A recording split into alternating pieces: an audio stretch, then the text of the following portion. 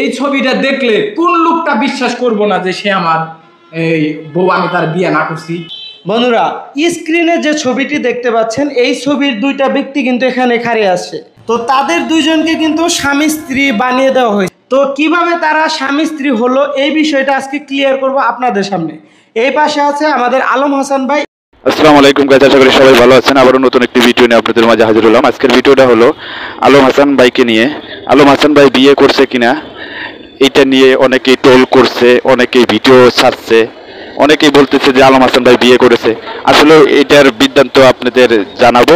আলম হাসান ভাই আসলে বিয়ে করছে কিনা এটা আলম হাসান ভাইয়ের মুখ থেকে শুনবো যে আসলে ওই মেয়েটা কে, এটা আপনাদের দেখানোর চেষ্টা করব। অবশ্যই ভিডিওটি না টেনে সম্পূর্ণই দেখবেন, তাহলে বুঝতে পারবেন যে আসলে আলম হাসান ভাই বিয়ে করছে কিনা।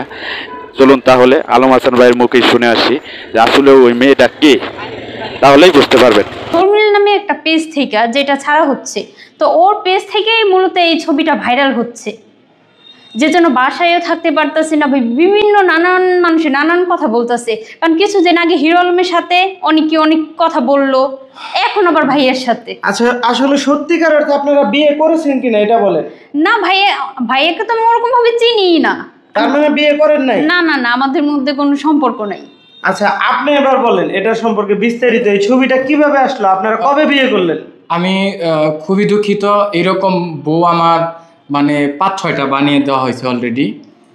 তো উনাকে আমি ভালোভাবে চিনিও না।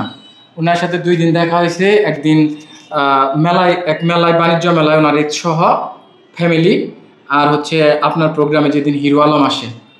তো এইখানে ওনার সাথে পরিচয় হওয়ার পরে যখন ভিডিওটা পোস্ট করা হয়, তখন এই যে ওনাকে আমার বউ বানাইছে, এমনভাবে বানাইছে ভাই, আমার ঠোঁট, আমার ব্রো, আমার চোখ, নাক, কান, মাথার চুল মানে একদম সেম।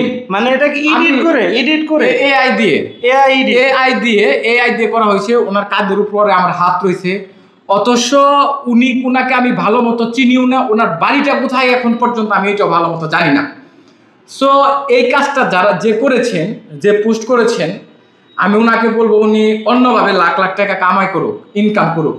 উনি যেন আমাকে, আমার ফ্যামিলিকে, আমার সন্তানকে ইউজ না করে। অলরেডি আমার সাথে যারা ছবি তুলেছে এর আগে তাদেরকেও আমার বউ বানিয়ে দিছে। এই যে গ্রামের যারা সহজ সরল লোক, এই ছবিটা দেখলে কোন লোকটা বিশ্বাস করব না যে সে আমার এই বউ, আমি তার বিয়ে না করছি। অথচ একে আপনি আমাকে চিনেন ভালো মতো, শুধু ভিডিওতে দেখেছেন। হ্যাঁ, ভিডিওতে দেখেছেন। আপনাকে আমি বিয়ে করছি? এখন আমি কিভাবে বলবো না করছি কিনা? না, আমাদের মধ্যে এরকম কোনো সম্পর্ক নেই। বিয়ে পর্যন্ত মানে কেমনে যায়? আমি জানতাম আপনার বাসা কোথায়? না, আমি জানতাম না। না, ওই দিন যে আপনার অফিসে আসছি, এরকম কোনো কিছু হয়েছে না? ওনাকে আমি ভালো মতো চিনতাম। আপনার নাম্বারটাও তো আমার কাছে নাই। আমি কথাও বলি না, শুধু উনি 2টা টিকটক বানাইছে। এখন দেখেন, এই যে মিডিয়ার কলা কৌশলী ব্যক্তিত্ব সম্পন্ন যারা আছে, প্লিজ ভাই আপনাদের কাছে অনুরোধ, কাইন্ডলি ওনার মতো অনেক বোন আছে যাদেরকে আপনারা এআই দিয়ে জামাই বউ বানিয়ে দিতেছেন, কিংবা মেয়েদের ফেস ব্যবহার করে বাজেভাবে সেটা ইউজ করতেছেন। প্লিজ এটা করবেন না। এটা হয়তো ওনার কিংবা আমার ফিউচারে, দাম্পত্য জীবনে, ভবিষ্যতে অনেক বড় ইফেক্ট করবেন। হ্যাঁ, আমাকে নিয়ে মজা করেন, আমাকে নিয়ে ট্রল করেন, আমাকে নিয়ে টাকা ইনকাম করেন, ওকে, আমার সমস্যা নেই, আপত্তি নেই, করেন, অনুমোদন দিয়ে দিলাম। আমার ভিডিও নিয়ে আপনি টাকা ইনকাম করেন, তাও অনুমোদন দিয়ে দিলাম। কিন্তু প্লিজ ভাই, মিথ্যা অপপ্রচার করেন না।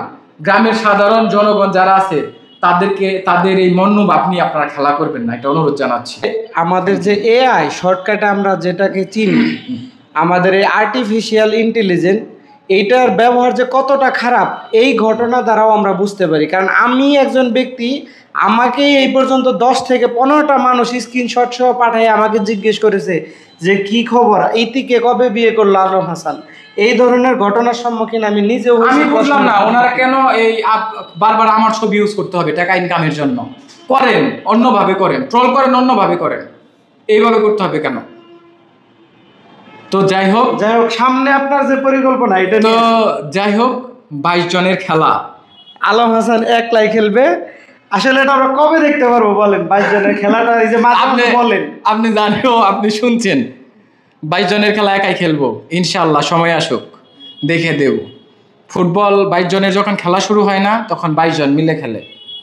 বলটা ছেড়ে দিয়েছি, আর সেই দিন বল একাই আমার কাছে থাকতে। থ্যাংক ইউ, আসসালামু আলাইকুম। সেটা রিসেন্টলি